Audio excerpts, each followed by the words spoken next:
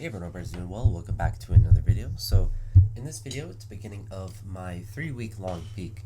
If you looked at my last video, I showed you how I made this block, which was an adjustment from the 8-week block that was the shortest one that I could make at that time.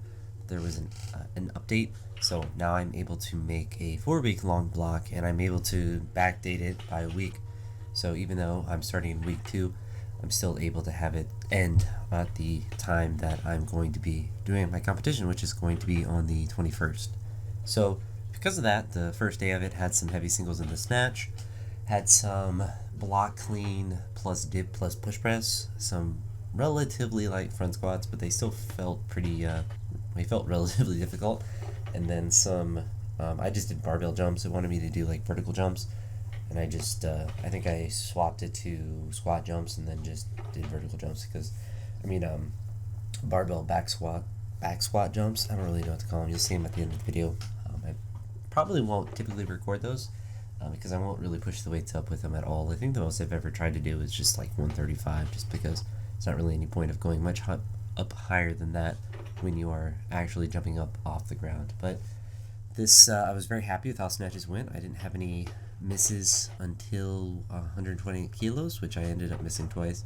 Program wanted me to go down from, once I went up to 128, wanted me to go down to 122, but I wanted to take another attempt at 128 and did not get it on the second one. It would have been a PR as far as snatches go without straps. All my biggest PRs, so the 135 snatch I've done is with straps. So still trying to get up to 130 without straps, which is really annoying. I think my best still without straps is still like 126, which is just bizarre. But I've tried 130 a whole bunch of times, and I just seemingly always don't do something correct on it, or I'm just not in the state to do that well. But the first 128 felt pretty good. I think I just went a little early as far as the extension, and then on the second one I was just kind of tired and gassed at that point, so didn't really have the energy to do the second attempt there. But really happy that I got up to all of the attempts that I'm planning on doing at my competition, the 115, the 120, and 125. With the program, it wanted me to do smaller jumps, but at my competition, I am going to open at 115, then go 120, 125. So I wanted to, or at least I want to practice those jumps as much as possible. So obviously practice makes perfect, and you'll notice in the video as well, I threw on my singlet just to make sure that it still fit and felt comfortable. And I'll wear it a couple more times. I won't wear it every session or anything like that, but wear it at least for what I'm assuming are going to be like the heavy snatch days, at least twice a week probably until the last week. I know this week there's one more day that's like this as far as the snatches go.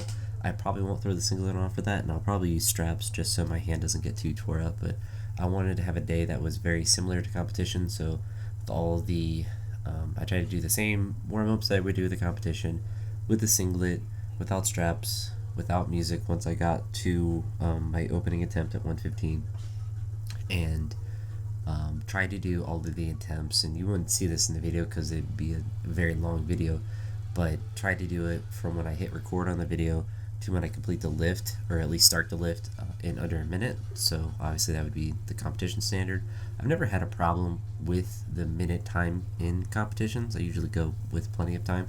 But it's always nice to kind of practice, so it gives you that peace of mind to know that you don't have to spend, at least for me, I spend a lot of time setting up normally, and just take a lot of time that I probably shouldn't do on a regular basis, but it's nice just to be aware of how much literal time that you take for those attempts. But yeah, I was really happy with it. Really productive day. It's the first time I've done 125 in a little bit, and it felt pretty easy. I mean, it felt difficult, but it was about what I expected it to be, and I caught it pretty cleanly, and I felt pretty stable with it. I didn't have the front angle of the recording because I'm in my shed for this workout, so I'm not able to see if there was any kind of pressing out motion, but I didn't really feel anything like that, and there could have been a little wibble and a wobble, but I don't know, felt pretty good. I was real happy with it, and even, I missed the 128s, and it is what it is, that sort of thing. But that's it for this video. So this is, I guess, it's week 2, day 1 of the peak, but I'm just really going to call it the first week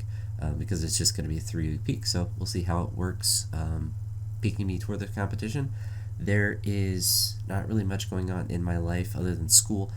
Teaching until that point, my field day that we'll be doing at school is going to be the week or the Monday after the competition, so it actually works out perfect. So I'm not going to be like all sunburnt and stuff from that and then trying to lift heavy weights. But enough rambling about that. So hopefully, based on what I just said, the competition goes well, but we'll see. So that's it for now. Talk to you all in the next one. Peace.